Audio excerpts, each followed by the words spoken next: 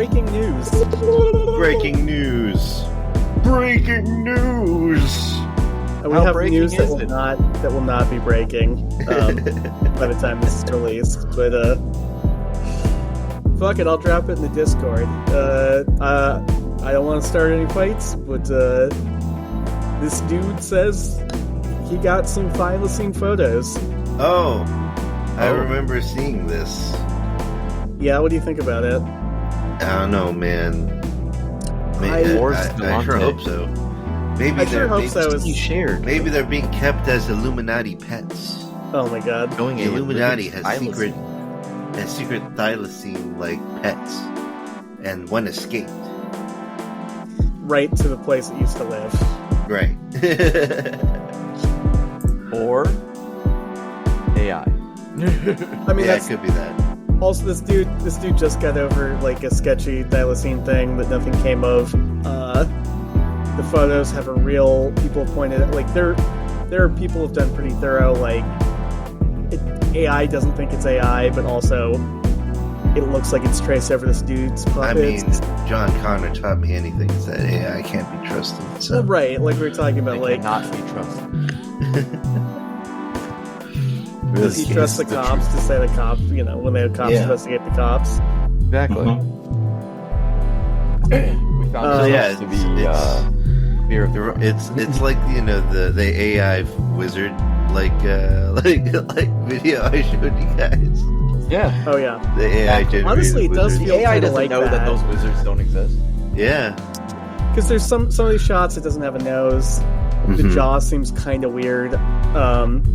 It's suspiciously grainy. It looks a lot. Suspiciously grainy is right, because I've heard that people have said like it doesn't match up with the night vision of the alleged model of iPhone this was taken on. Yeah, it looks like it looks like paintings almost. There's some crazy filter on it. Yeah, for real. He's like, it almost looks like it was night vision, but I also put it through Instagram filters. It almost looks like it was done underwater. A little bit, yeah. Like, what's the background supposed to be? Grass? Trees? Yeah, it's grass. The story is like this a dude field. was... The part where the story sketch is like, this dude's like, I was in Tasmania, I was there with my dad, who we don't have a relationship with, and I saw this weird dog, and it's like, can I pet that dog? Can I pet that dog? It's like, how do you go to Tasmania without knowing what this is? I don't know. People who actually have, like, background have done a pretty good job of like calling the shit into question. Yeah. I wish they were still around. I wish they were still around. Extremely cool. Yeah. Cool animal. Cool marsupial. I think so. It sounds like we are forever hopeful, but yeah. Well. How about you, Ryan? I think is this the first time you've seen these pictures? What's your vibe? Yeah, this is the first time I've ever seen these pictures, and I don't.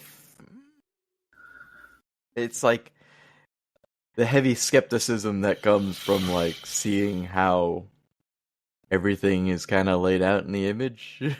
Yeah, I mean, elaborate on that. Well, it's like nothing to me says that it's like an actual photo. Yeah. You know what I mean? Like everything like involved. You just said it was pretty funny to me. I mean, like I'd feel like this would be real if this was back in the early 2000s and taken on like a Nokia phone. Yeah, you know what I mean? Yeah, for real. Oh, I caught a thylacine with my 2-megapixel camera on my phone. See, this is what it looks like. Which was my phone was also wet at the time, and yeah. Oh, sorry, I accidentally stepped on my phone when I woke up this morning. It's a little cracked. It's like, what do you call it? Like, if it was actually taken on an iPhone or a Samsung today, like those things are hitting like 12, 16 megapixels on just one of the cameras. It's a lot. It's like, yeah, you're gonna get a clear photo even if you're moving incredibly fast, right? Yeah, especially with the computational photography nowadays, it's pretty crazy. Yeah, like at least some of the blades of grass will look clear, especially in some of those like almost stand still photos. Like there's no reason why. Yeah, that's a good point that I haven't heard pointed out. Is the grass sort of just all gets it's always moving. It's moving and it's blendy. Yeah, especially that second photo. It looks like he's kind of smiling. Yeah. Also, again, Archosaurus on Twitter made a really convincing puppet of it, and some of the photos match up almost exactly. Wow. Like it's tracing, so it's pretty interesting. I see. There's a heavy lean towards maybe not real. Yeah, probably not real. It's a polite way of putting it. Oh man. Welcome to Scrub Mode, by the way. Yeah, shit. Hey everybody. Use the podcast and ourselves. Yeah. Welcome to Scrub Mode, the podcast that sits at the intersection of gaming and monsters. My name's Julio. I'm joined by my two friends. Go ahead and introduce yourselves. I'm John. I find the stories. I'm Ryan, and I'm here to observe the stories being... You're here to make a joke and vibe. Yeah. I mean, we all are, really. Yeah. Is that not why God put us here? To make a joke and vibe? Yeah. And also take care of each other. And, I was put on this earth to be an immaculate vibe. That sounds like a bumper sticker. When are we going to get a merch store up? Oh, man, that'd be great. We can do that. Yeah. I think we can get some bumper stickers made. Let us know if you'd buy one. Pre-order them now. Okay, yeah. So the other big story, and we got to eat some crow on this because we came down pretty heavily against I love that phrase, eating crow. I mean, so there's still research to be done, yada yada yada. Mm-hmm. But a dead sheep was found in England. Okay. And they took a swab from the carcass, and boy, it got cat drool on it. Ooh. Oh boy. Specifically, they couldn't identify it further, but specifically Panthera. Okay. The genus Panthera, which is like big cats, so lions, tigers. We talked about this in our Displacer Beasts, I think. Yeah, the Alien Big Cats episode. Yeah. We talked about Funny this. Cat Beast. So something's out there. I mean, it's somewhat sus because the lady who submitted the sample, her whole life's goal is proving alien big cats exist, but also this probably is nobody. I ain't out there looking for evidence. Yeah, you know what I mean. Yeah, I don't know. I think we all landed on escaped pet situation. Yeah, and I think that's still where we are. If it's any of that, because I can't remember what my take was. I remember it was at least one or England did have a bunch of big cats when people released them when the law came out, and also who some of them have been brought in and shot and stuff in museums, so it's not there's zero big cats out here, but there's at least one that sounds still out there. We'll see. Right. By the time this episode finally comes out, I'm interested to see what the official takes are from people on this. I mean, I can only imagine, there's so many animal sanctuaries. We've all seen Tiger King, right? Remember Tiger King? Remember that guy? Yeah. I think that guy died of COVID. Oh man, really? Yeah. Is he? Rest in peace. Wow. Anyway, how about you, Ryan? What do you think about this big cat shit? Not literally, this big cat drool. I don't really know. It's okay. Yeah, it's not like we found Bigfoot drool. I know what you mean. Yeah. We already know big cats exist. It's just do they exist here? Yeah. It's big cat drool. What are you gonna do? Yeah. Good job. You've confirmed that something existed already. It's not that very exciting. All right. Well, should we get into something a little more exciting then? We want to talk about gargoyles? Today's a Monster Manual episode, right? Yeah, that's right. I'm gonna fucking die in these trenches. Oh man, yeah. I'm gonna die on this hill. We're gonna cover them all. D&D We're on the next. G's. Yeah, D&D Next is gonna come out. This Monster Manual is gonna be out of date, and I'm gonna be like, no, I have to finish. Yeah, we are on the G's. We're talking about the gargoyles. Do you want me to get the pedantic thing out of the way? Should I get the? Sure. Yeah. All right. Well, what do you guys know what the difference between a gargoyle and a grotesque is? Ooh, Absolutely not. I appreciate the a honesty. grotesque. Yeah. I don't even know what a grotesque is. I know that's like a. I know that's like a verb or an adjective. Well, okay, so I'm doing this to get the architecture people off our backs. Okay. Oh, okay. So it's only a gargoyle if it's from the sparkling, if it's made from the gargoyle region of France. Now, it's only a gargoyle if it's part of a water spout. Oh, okay. Otherwise, it's a grotesque. So all the gargoyles in the TV show Gargoyles, those are all grotesques. None of them are actually gargoyles. Yeah, they're not okay. Wow. My childhood is upturned. Yeah, right. It is inside out. Now you know. Boy, you turned it upside down. Gargoyle's a little bit more cooler sounding than grotesque. Oh yeah, for sure. Yeah. Ain't no one out here selling Halloween grotesques. If they are, they're lame. Yeah. We used to have a grotesque, just a little one in the backyard. It was like a little Yoda ass fucker who's all like knees up to his chest, hands around his knees, sitting down. So gargoyles are only like attached to water spouts. Yes, exactly. So like where the water runs off, as long as the gargoyle is there, it's a gargoyle. Yeah, you got it. Yeah. Okay. As long as there's a pipe going in and then out. Gargoyles, gargoyles are water spouts. Grotesques are decorative. Okay. That's funny. Well, dang. Okay. So we're keep that in mind, every then. fucking thing from now on. When I say gargoyle, I mean the monster. Okay. Which look more like grotesques. All right. I just had to say that shit so people wouldn't get mad at us. I just had to be clear. We know the difference. Okay. That's funny. I appreciate it. So the first gargoyle I can find historically is oh my god, my French sucks. Le Gargoyle. Le Gargoyle. Le Gargoyle. Le Gargoyle. So this is a French story. Mm-hmm.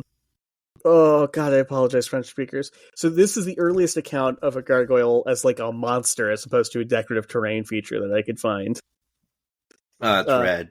Yeah, so here the story goes. So like it's the Dark Ages, and there is the town of Saint Romanus of Rouen, which sounds like a cover album of something. Sounds awesome. Sounds like your average D&D like village. Oh yeah, somebody fucking made that shit up for sure. This is where you start.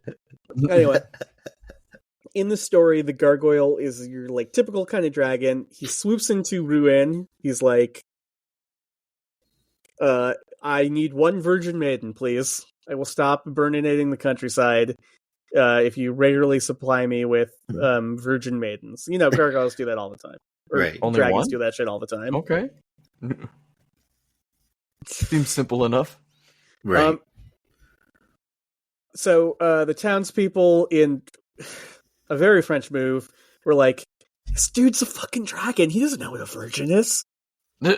How's he gonna tell if someone fucked this? Yeah, let's just send him a bunch of convicted criminals. What? Yeah. That's not how it works. That's not how it works, but apparently it did in fact work. I don't know if I don't know if the Le Gargoyle didn't know the difference. I don't know if what Julio pitched was exactly what happened, but he just kept enjoying his routine sacrifices, and the town was like, "This is kind of a dope way to execute people, but it still sucks to be living under a satanic dragon gargoyle." They were really digging it, but they were just like, but I don't really dig being under demon control. Oh, man. Yeah, so they're like, "We don't dig this." And so then Saint Romanus rolled up, and he was like, "Yo, I'll make you a deal. Jesus, I heard you were having demon problems." Yeah, I heard you got demon problems. Jesus and me will deal with this gargoyle for you. But you all have to convert to Christianity, okay? The old catch-22. The old catch-22, indeed. And people in town were like... ultimatums. Yeah. Which, I would argue, Jesus probably just handle that gargoyle and then he'll wait for you to come to him, Maybe. Yeah. Who knows? I mean, he's supposed to be like all compassionate, right? Surely Jesus wouldn't withhold his love because you didn't. I know. You'd hope so, right? Yeah. Nope, Jesus wasn't that petty. Anyway.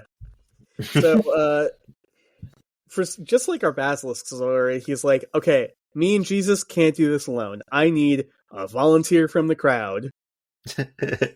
And Ruin, apparently, this is a theme for them. They're like, this guy doesn't know what a volunteer is. Send him a convicted criminal.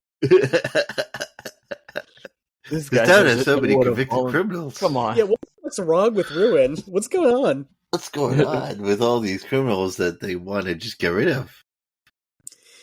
But feels like a fucked up judicial system. Yeah. Well, it's just a parking ticket. And we're almost out of. Or there's a bunch of actual criminals. It's just a parking ticket, but we're almost out of convicted criminals defeated the dragon. So we're gonna have to send you to the gargoyle.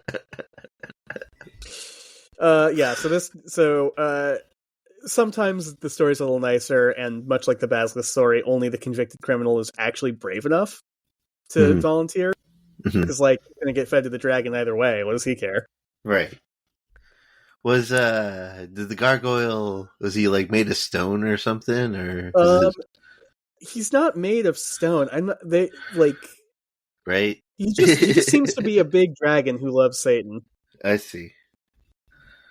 Because I know gargoyles are the reason people made them was to ward off scary creatures, right? That's the prosaic explanation. Is same reason you wear spooky costumes at Halloween. Evil spirits scared of that shit, and yeah. Do you guys know who? This is not in the script. Do you guys know who Pazuzu is? Are you familiar? Yeah, vaguely. Yeah. You want to take a stab at it? He was the demon in that Moon movie, right? Well, yeah. I mean, Moon movie. Yeah, what was that movie? The Exorcist? The Exorcist, right? He's the demon in The Exorcist, right? Pazuzu? Yeah. Pazuzu's the actual name of the demon in The Exorcist, right? But he is a real demon from Sumerian mythology, and he's a gargoyle in that way of he's a demon that all the other demons are scared of, so you put him in your window to scare off the actual demons. See, because he's is that the tough demon who's yeah. All the other demons are man, that guy's fucked up. Oh shit, is Pazuzu hiding in that kid's window? Well, now I'm definitely not going to give him SIDS. Right? Preventative magical stuff. Right. Pazuzu got here first. Damn it. Yeah, exactly, Ryan. I see. So he's kind of a gargoyle. That's not in the script. Anyway, I wonder if you like that movie. Probably not, right? Probably not. He loses in that movie, right? Yeah, and also he's in league with Satan, and that's not his deal. He hates other demons. Yeah. Anyway, poor Romanus and this convicted criminal, they wander out into the countryside. They find the gargoyle, and get ready for some anticlimactic shit. He just lifts his holy symbol and that's it. Gargoyle immediately is paralyzed. Or becomes tame. No fight. Oh, that's what happens. Yeah. That's how the old cross gets him. Yeah. The old cross. Works on vampires, works on demons. Yeah. Yeah, it works 90% of the time. It works 100% of the time against anything. Sometimes it works on aliens, which I don't think we've covered any of those stories, but that's always fucking weird. Oh man, just a sec. My dog wants to go outside. Oh yeah. Aliens are just a little demon adjacent. Yeah. They're a little supernatural. There's weirdly a lot of demon stories or alien stories where they're and I thanked Christ and the aliens went away. Which the aliens were oh Jesus, not that guy. Oh man, Jesus is here. Well, time to get out of here. On this planet. Yeah, anyway, so like, shit. Okay, I just punched my mic accidentally. Okay, so we didn't hear it. Our boy instantly tames the gargoyle dragon, and then he puts some kind of holy raiment around his neck. It differs from story to story, but then he leads him on a leash back into town. And then the entire townsfolk burn the dragon alive while he's paralyzed. Wow. Nice. Really, really get him. They really get him. Really lay into the guy, huh? Just letting him have it. Yeah. The only part of the gargoyle that doesn't burn up are his head and neck, because they were, apparently because he breathed so much fire, those parts of his body were immune to fire, but not the rest of him. Okay. So Romanus hung him up on the church to warn other evil spirits, like, hey, fuck with this town. You're going to get fucking... I'm going to paralyze you, and then you're going to get burnt alive. As a warning to the other demons. So allegedly that's the first gargoyle, as like a thing hanging out on a church to warn other demons. Wow. I see. And every year on St. Romanus' Day, the local bishop of Rouen pardons one prisoner condemned to death. And then they give that dude a reliquary holding... You know what a reliquary is? Reliquary? Is that like a holy vessel of some kind? Yeah, basically like it's a bunch of the priest's bones and shit. Oh, a relic. That's where we get the word relic from, right? I'm not sure what came first, but yeah, they're definitely related. Right. I see. But yeah, so it goes. That's our gargoyle. Pretty cool tradition. I like pardoning a condemned convict once a year. Good tradition. Ended in 1790, which sucks. Bring it back, France. Yeah, that'd be fun. Can you imagine being on death row and someone's like, hey, bud, we need you to fucking hold a bunch of gargoyle body parts. You're free after this. Bishop says you're the guy to hold this dead man's bones. Wow. Up and at him. Wow. And that's the story of St. Romanus and how we get gargoyles, allegedly. That's cool. That's kind of cool. You get a hot take, Ryan? No, not really. I think that was nice. I think it's nice. Fair enough. All right.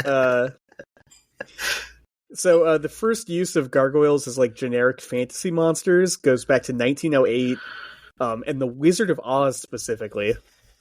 Oh, yeah. There were gargoyles in the book. Yeah, in one of the books, they're made of wood and they're from the land of Nod. Oh, but they're they look like the D&D monster, but they're made out of wood, and I guess they're like Frank L. Baum was like flying monkeys. Fuck, what else can I do? Wooden gargoyles. Wooden gargoyles. Yeah. Those books are crazy. I don't know if you've ever read them. I've never read Wizard of Oz, the book. I've only seen the movies. They get real weird. Yeah, same. Oh, man. The Scarecrow and the Tin Man, because neither of them are alive, can like live forever, and they get lonely having only each other for company. That's funny. It's dark. It's weird. Wow, so she dies at the end, and Wizard... No, well, like, Dorothy goes home, and the lion eventually dies. I see. Wow. Oh. I see.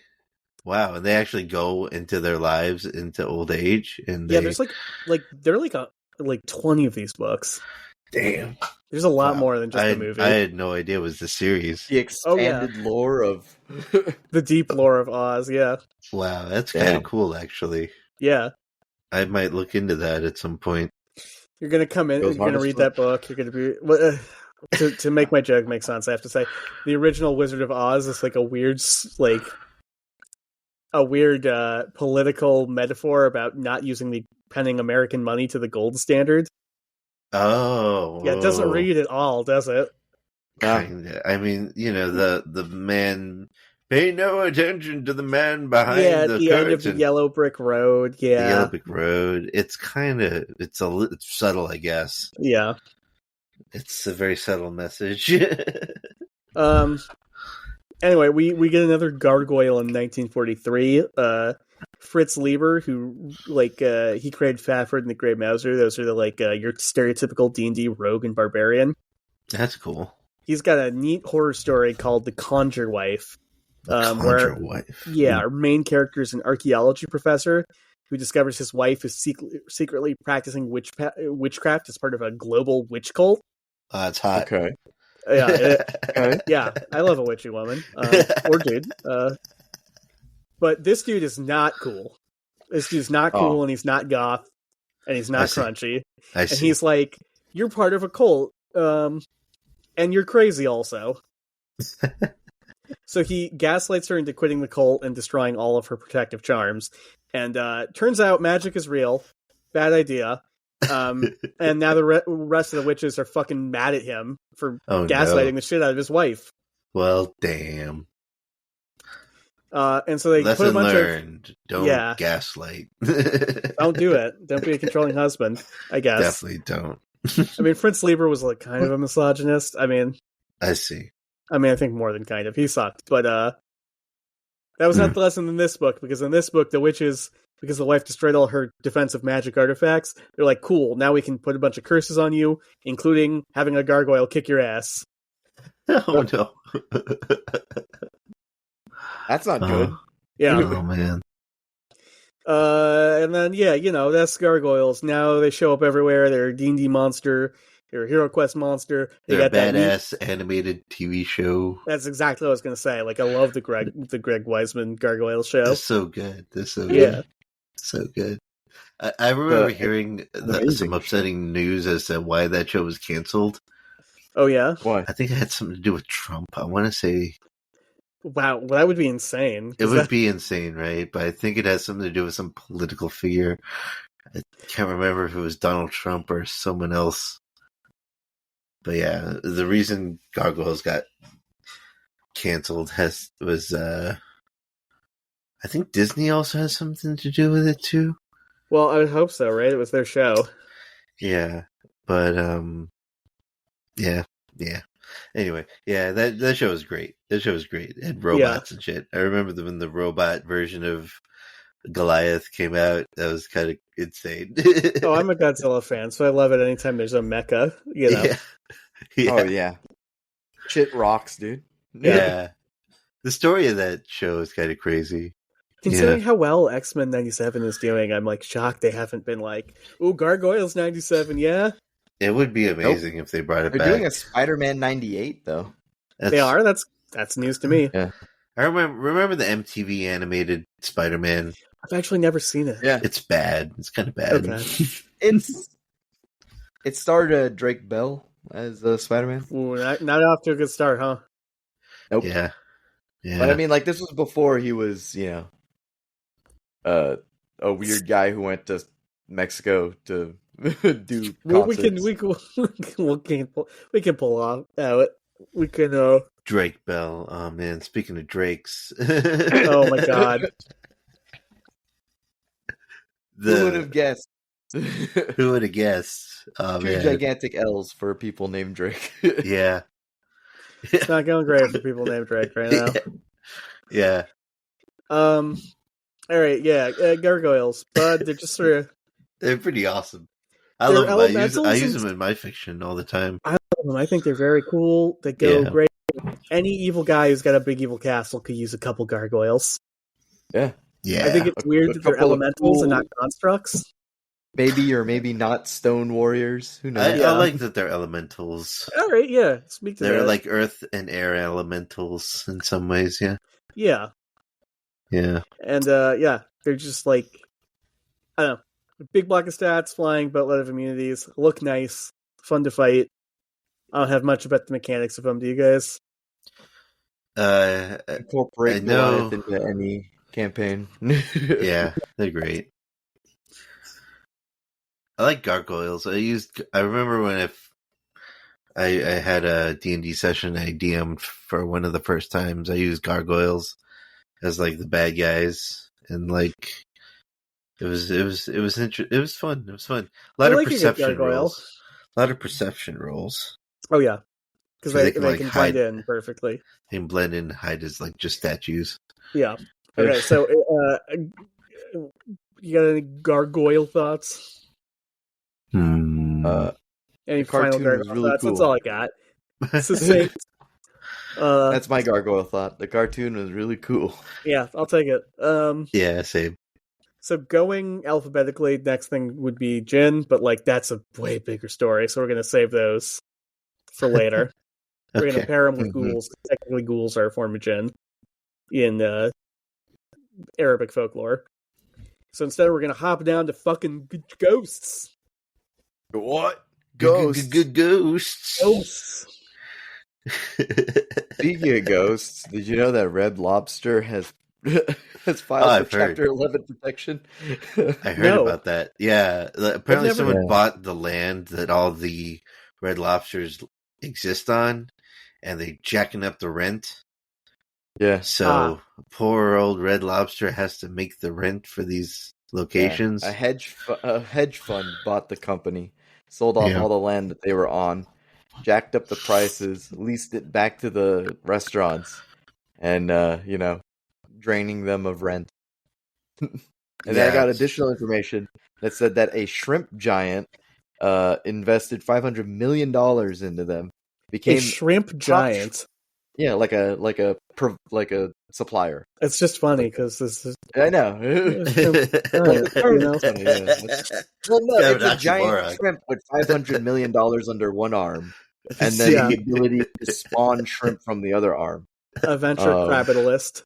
But yeah, they became the top supplier for these Red Lobsters, and they continued to run the endless shrimp promo, which then forced them to lose millions. and then they wrote off the investment. Yeah, that sounds like capitalism to me. It's so stupid. It's almost like rent sinking behavior is kind of unethical. Yeah, those wonderful backhanded moves that you can make. Yeah. Fucking. I don't like Red Lobster. It sounds gross to me. I've never eaten at a Red Lobster. I've seen one like twice. But even now, I'm like Comrade Red Lobster here. Knows the struggle from having a shit landlord. What's funny to me is that Red Lobster seems like a fantasy because it's something I've only seen in movies. Yeah, I've never actually. I don't remember ever. Yeah, it's like a wild I might have been with chase. my wife. You're never going to see a car fly off a ramp, right? I'm never going to see a Red Lobster once.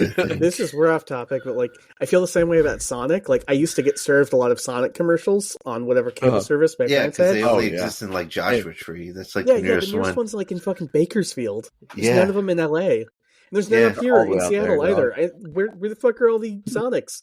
I want a fucking sugary flavored drink with the good ice. Yeah. Those two guys who are in the car. Open up in new locations, Sonic. Please, Sonic. Sponsor us. Also. If you're okay with that. Yeah, if Taco Bell's not gonna, Sonic has to. Sonic will sponsor us, I'm sure. Oh, man. Okay. So ghosts. Ghosts. Oh, boy. What's a ghost, huh? A ghost is a dead person. The soul, I assume. Back as ectoplasm. Yeah, you know what a ghost is. Ectoplasm, the spirit of a dead one. A discarnate human soul. Ectoplasms.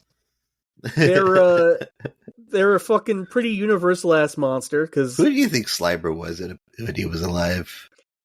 Oh, God, I don't want to be careful not to steal from the my brother, and me bit. The exact same setup, but like... I think he's like a Homer Simpson dude, right? Maybe. He's like a big dude who may be over 8. I'm shocked that like Dan Aykroyd doesn't have a very hard canon in his head for who Slimer is. Oh, true. If anybody, it would be him, right? Yeah. I mean, you know about the writing of Ghostbusters, where Dan Aykroyd wrote like a 400-page script, and Harold Ramis is like, fucking 300 pages of this is unusable, but 100 of these pages fucking slap and are very good. Let's do a joke fast. And that's how we got Ghostbusters. If anything, Ghostbusters' success really all fell on Harold Ramis. But all the... Ernie Hudson, we can't talk about Ghostbusters, but like, the theme song slaps. Yeah. All the comedians in it are funny. Yeah. Not just the 4 main Ghostbusters, but what's his name? But Rick Janine Moranis. and the guy played by the very good Canadian character actor. Who's also in Honey, I Shrunk the Kids and shit. Everybody's good. It really is, yeah. Wait, did he play the DA? No. The DA. No, it's not the... It's not the... ecology... what's his name? Bill Murray? No, not Bill Murray. No, the Canadian guy. Oh, the Canadian... What is the Canadian guy's name? He's also in... Honey, I Shrunk the Kids, right? Yes, and... he's the guy with the hat. Honey, I Shrunk the Kids 2. Honey, I Blew Up the Kids. Rick Moranis. Rick Moranis. Oh, we're talking about Rick Moranis? I already said Mick Moranis. Oh, you did? Sorry, I guess I didn't hear you. Well, that's going to be awful. Someone's going to be listening to this and fucking screaming into their iPhone. It's one of those moments you have to just accept. Rick Moranis. Oh, man. Ghosts. And ghost busting. Man. Ghost busting. Yeah. I ain't scared of no ghosts. I am not. I have a very distinct... until they become. Dude, Ryan, apparently my wife's family has had run-ins with a Mananagal. Ooh. Oh, no. Yeah. Yeah, but they're okay. When we get to vampires, you should write a section on that. We talked about them in a past episode, I believe. Yeah. We sure did. I want to hear that story when we get back. I'm fascinated by the phenomenology of it. Anyway. Yeah. So yeah, almost every human culture comes up with ghosts, I guess, because we can all conceive of spooky ghost. Yeah, ghosts, scary. Yeah. Yeah. I guess. I know. I want to see one. Yeah, we've talked about my. Then I can decide. Yeah, we've talked about this. Oh man, I kind of want to see one. But did you homies know that ghosts are not universal? Not everyone has an idea of ghosts. That kind of makes sense, and I would think that they would kind of vary culture to culture. Yeah, I have a very interesting case study for you here. Ooh. Have you ever heard of the so-called Hamlet experiment? Hamlet experiment? Yeah, like the Shakespeare play. Hamlet experiment. Oh, where someone sees a ghost? Really? And like Hamlet does? Well, I'll break it down. Unless you have a guess, Ryan. No clue. Okay. So there's this anthropologist named Laura Bohannon who was studying the Tiv tribe from Nigeria in the 1960s. And she was like, you know what? Shakespeare's so amazing. I bet every culture can appreciate Shakespeare, even without the context. And so she read these tribespeople the story of Hamlet, which, of course, in the first scene, features a ghost. Oh. Yeah. Right? We all know Hamlet. Hamlet's dad is dead. And this ghost comes to Hamlet, and he's like, Hamlet, your uncle fucking wrecked me. Go get revenge. And Hamlet's it always was weird to me that it wasn't the ghost of his dad. It was just a ghost, right? I think it's the ghost of his dad. It's the ghost of his dad, right? It's labeled ghost, but yeah, it's the ghost of his dad. He's Hamlet Jr. Right. The ghost is Hamlet Sr. Right. He's like, now you're Hamlet Sr. Your uncle killed me, right? Yeah. It's his uncle, I think. I remember that. It's his uncle. Yep. It's his grunkle. Yeah. Anyway, so according to Bohannon, the Tiv don't really have a concept of ghosts, so that they were immediately sort of confused by the story. She had to explain what a ghost was, and for this tribe, ghosts are not like an entity; they're an omen. So you can still see the spectral, spooky form of a dead person, but it doesn't have any intelligence behind it. It's like a bad omen. I see. Like a meteor or a comet. I see. Yeah. Speaking of meteors, recently, was there a meteor in the Philippines? Yeah, in Portugal, a meteor struck through the atmosphere. Why are they Philippines? Land? I think I heard about this on the Philippine news. Yeah. Big blue flames. Big Very blue cool. flames. Pretty rad. It you landed. Remember the meteor that hit? It hit us? Did it land? It landed somewhere. Wow. Oh, let me go get nuts. That maybe he's got a big brother that's on the way. Could be, maybe. It feels like years to hear about, like, this one could fucking wreck us. I That's an awful way to view it. Yeah. I don't know, man. I hate to be alarmist. Yeah, you're good. Anyway, ghosts. More about ghosts. You want to hear the oldest haunted house story of all time? Ooh, I'm curious as to this. Yeah. Yeah. All right. Tell So, me about it. Pliny the Younger wrote to his buddy Lucius Sura. That's where the story comes from. But so the way the story goes is, someone, allegedly a ghost, was like cutting the hair of a former slave and a young family member while they slept. Like basically their slaves would fall asleep at night and then a ghost would cut their hair, is what this guy's fucking saying. Wow. And he's like, hey, Lucius Sura, do you have any ghost busting tips? I got this haircutting ghost. It's making all my slaves look stupid.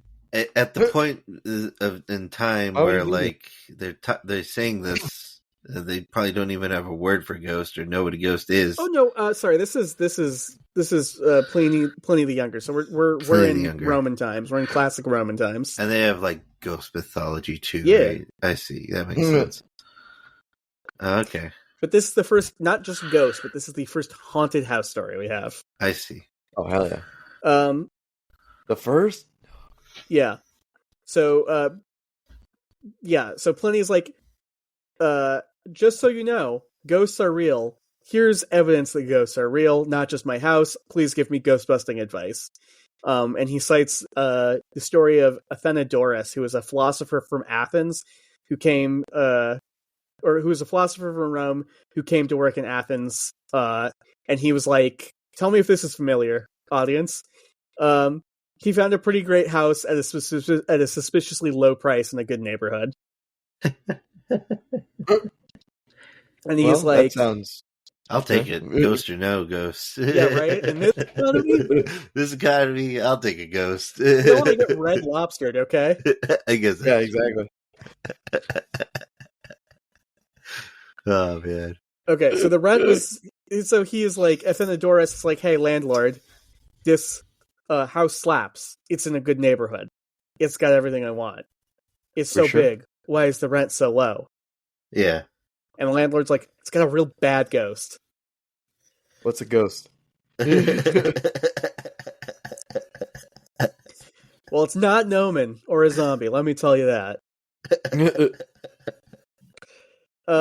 So every night, whoever was staying in the house would hear strange sounds. First, there'd be the shaking of iron chains. Oh, man. Classic. That's actually a classic.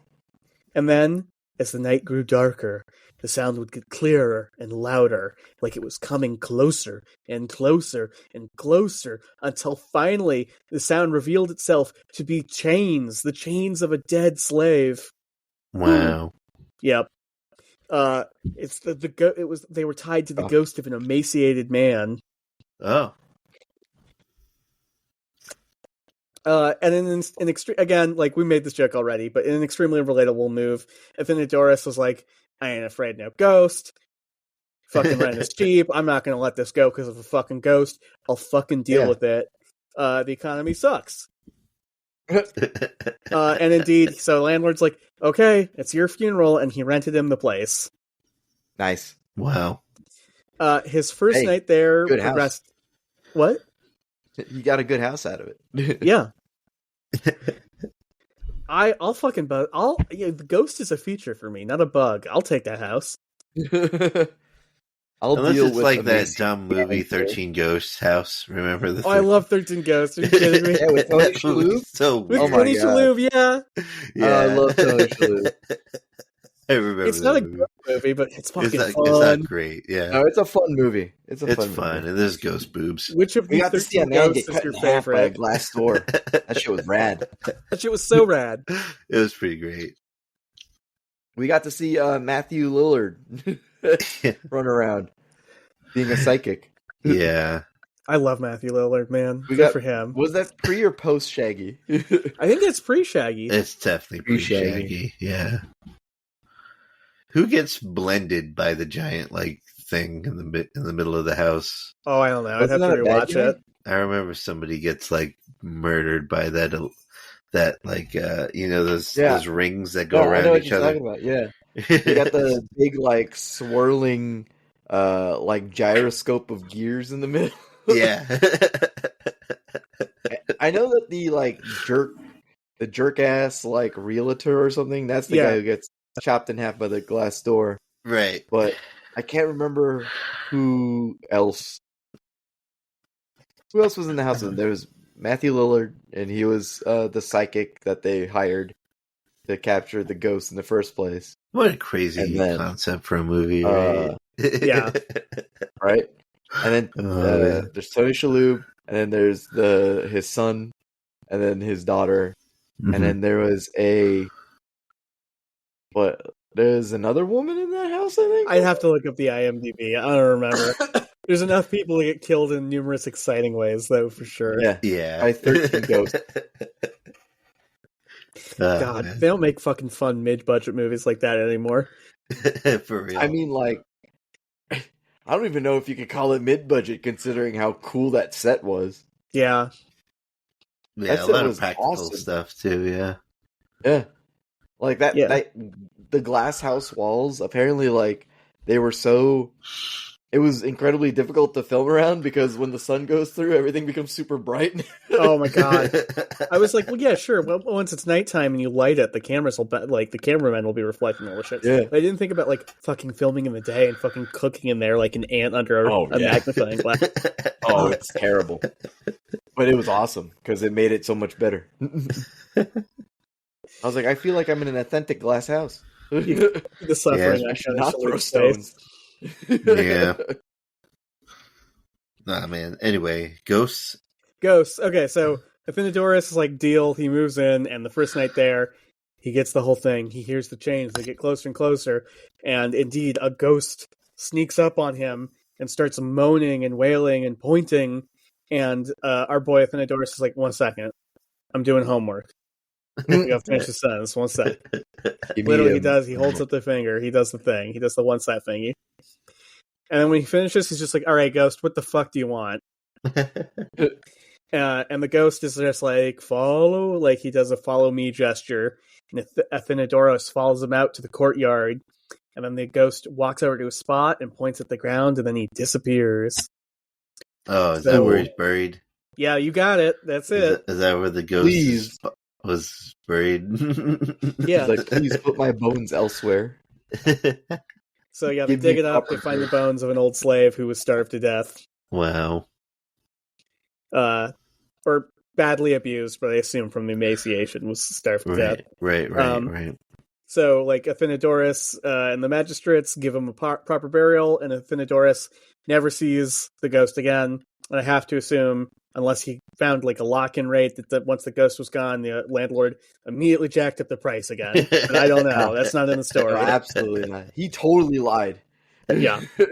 The landlord would come back every few months and he'd be like, so how does that go? He's like, oh, he's here, you know. Just terrible. I can't even sleep. Oh, it's the worst, bud. The rattling of those chains really gets me at night. Did you know there's a website where you can find out, you can put in an address and it tells you if someone died there? No, cool. But that makes sense. Yeah. I haven't used this website. I just know it's out there. I'm kind of like... I feel like the answer in most houses is going to be yes, right? Just by most law of houses, odds. I'm sure, yeah. Yeah.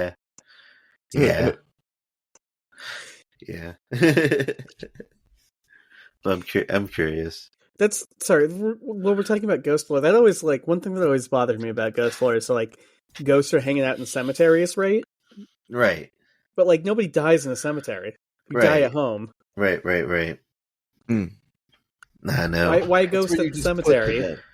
Why? Because dead bodies there, right? Nobody die there. Dead bodies there, but nobody die there. Why ghost there? If ghost is made when somebody die.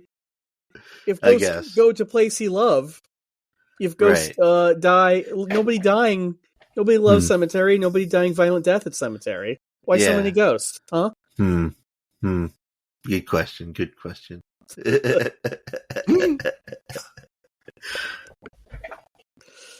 I don't know, man. All right. He's like, no clue. It's because there's no good answer for that other than dead body. Exactly what you said, which is like, it's spooky. Maybe it goes to like a spooky bunch of dead bodies. It's just a scary, you know. I mean, God, I hope you're not like chained to your mortal form. That would fucking suck. Where you're like, well, I want to be in my nice house, but now I have to fucking stay within 100 feet of the graveyard. Damn it. Yeah. Oh man.